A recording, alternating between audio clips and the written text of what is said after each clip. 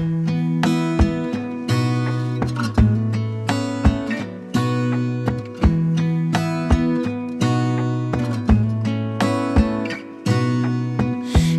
stay in this moment. Gonna lay here on the grass.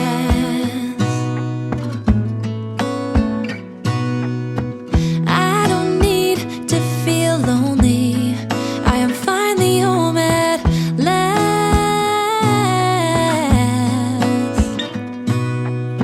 And I don't mind being gone on adventures for a while. No, no. 'Cause the best thing about it is I know I'm coming back. Oh, oh. Of all the magic places in the world I've been to, this is where my heart is. Oh, you know it's true. No matter where I go, I'm coming home to you. Been walking down the street so many times, my feet know every brick and stone. Hi everyone and welcome back to my YouTube channel. So ngayong araw, itutur ko kayo sa 2-bedroom with 3 bathroom. Ito yung mga unit na end unit. So ipapakita ko sa inyo, itong unit na to is na-rent out na siya sa Korean client. 70,000 pesos yung rent niya every month. And Korean, ano lang siya, hindi siya Chinese, kundi Korean. Nagustuhan niya yung design na Japanese inspired. So ito po, papakita ko sa inyo. And may magamit pa dito. Before kasi itong unit na to is pinadaily ni owner. And ngayon, may nag-rent na ng for long term, so pinull out namin. So ito ilalagay namin sa storage namin. And pwede rin palang mag-option kayo ng daily rent habang naghihintay kayo ng best offer. So yun ang ginawa ni owner dito. Dahil minsan, hindi siya ma-rent out agad-agad eh. Depende sa client mo kung magkano yung budget nila. So itutur ko kayo first dito sa kitchen area. Yan. Ito before is beige. So pinapalitan niya sa contractor niya. So yung contractor nito is personalized ni owner. Pero if ever na gusto ninyong magpa-interior, pwede ko kayong i-refer sa designer. Yan. And may binago siya dito pala ito. So nilagyan niya ng Samsung na oven. Yan. And dito, wala siyang ginalaw, kundi ito lang. Naglagay siya ng backsplash dito sa kitchen area. And then nilagyan niya ng ilaw. And then ito rin, pinalitan din nung contractor nila. Yan. So, na ano siya ng move. Ang napansin ko lang dito, yung lavatory yung sink dito sa short tube, magkaiba sa C Residences. Doon sa C Residences, hindi siya gumagalaw.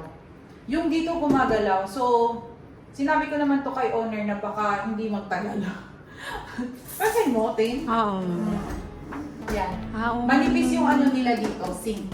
Isa din yun sa nagiging problema lagi namin sa sa faucet.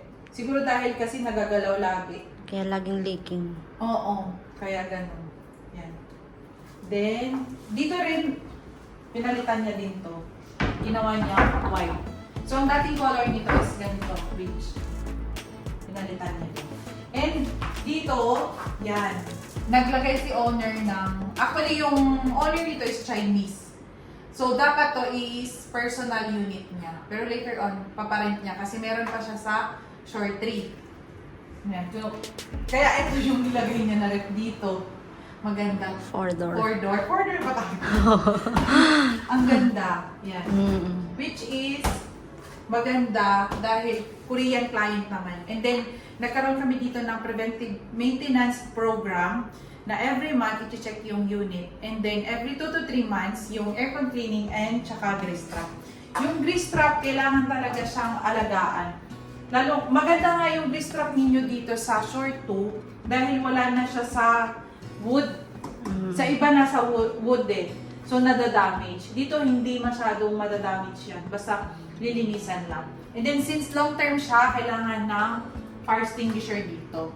Hindi namin mamumoving yung tenant kapag walang fire extinguisher. Dito naman tayo sa living area. Ito. Sa living area, ang gusto ni owner is yung simple lang. So, kami na naglagay nito, nilagyan namin ng design. Ito sa contractor niya pinagawa. Then, itong sofa niya, alam mo ba galing pang China to? Pinaship niya papunta dito. Iba yung texture niya, Parang ngayon lang ako masyadong nakaano dito na ganito siya.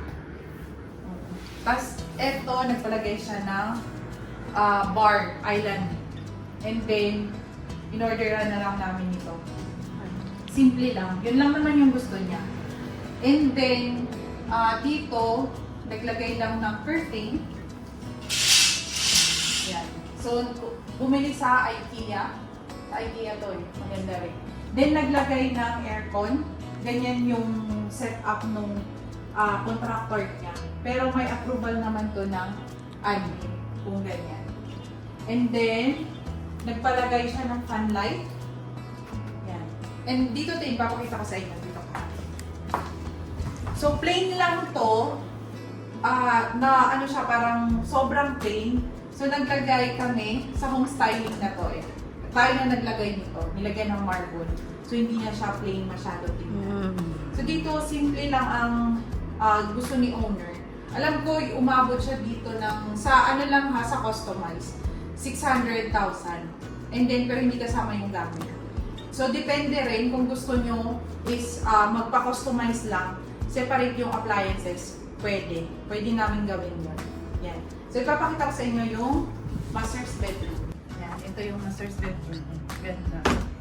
So, sa master's bedroom, dalawa yung window mo. Meron ka dito facing, medyo mainit pa, sunset. So, nandito yung bay. And then, dito sa side na to, makikita ninyo sa dulo, doon ang Star City. And then, Coast Residences makikita mo, Breeze Residences makikita mo. And then, yung itong may river na nasa harap nyo, is yan yung dampa na area.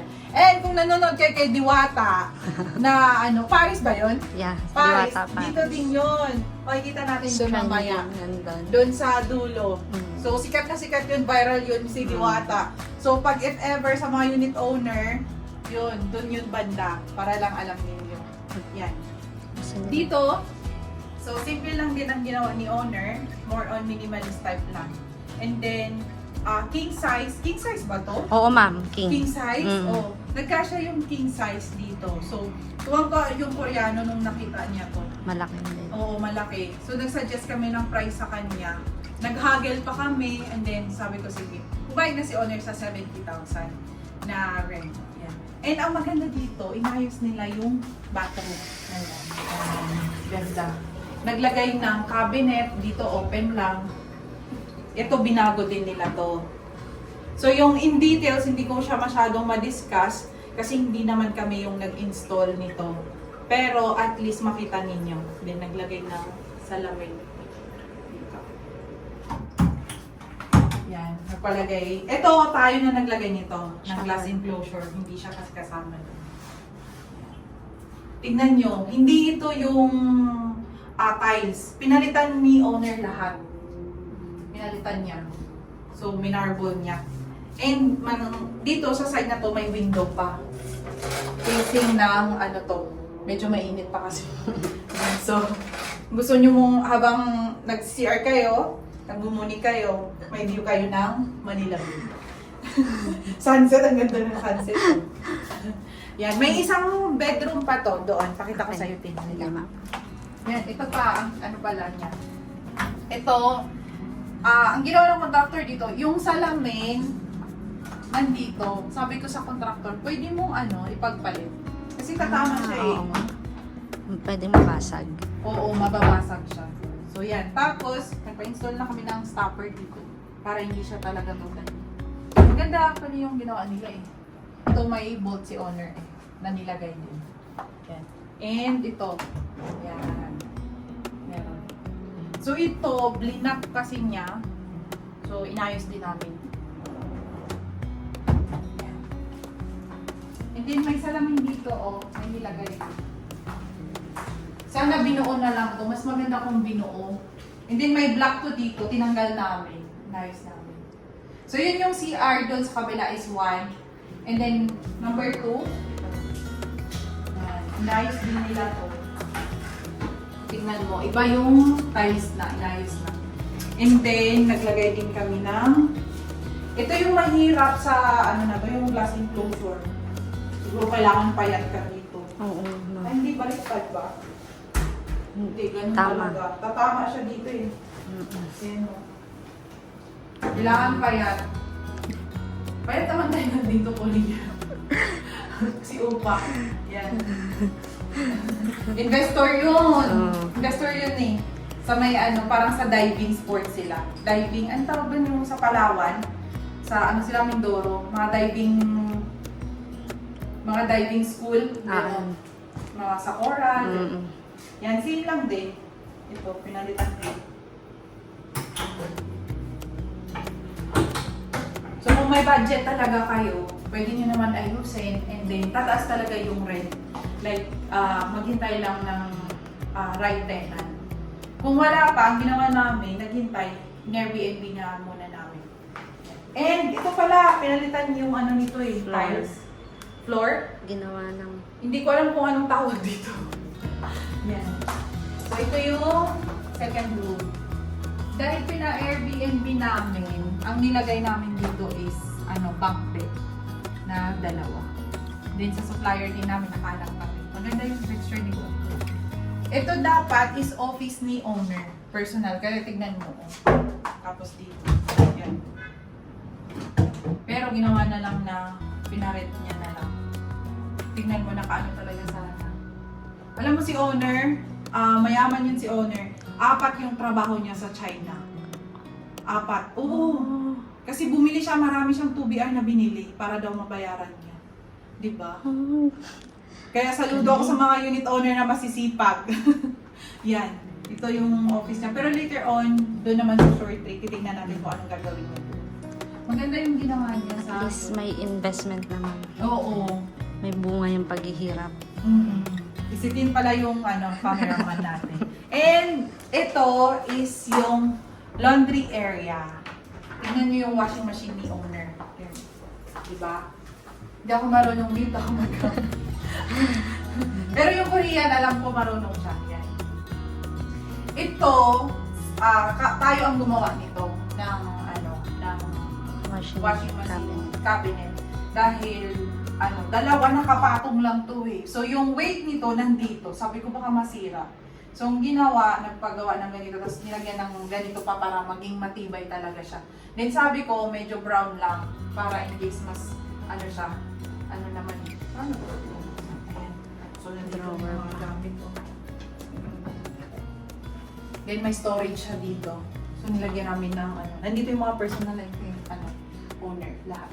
Ito kasama dun sa niya, package niya. And ito yung maganda. Meron pang isang dito, CR. So possible, pwede nga itong maid's quarter kung kunwari laundry area or maid's quarter kasi kasya yung bed dito eh. Then CR. Ito yung tiles, tingnan nyo. Ito yung tiles na pinalitan. Hindi niya na yung pinalitan. Oo.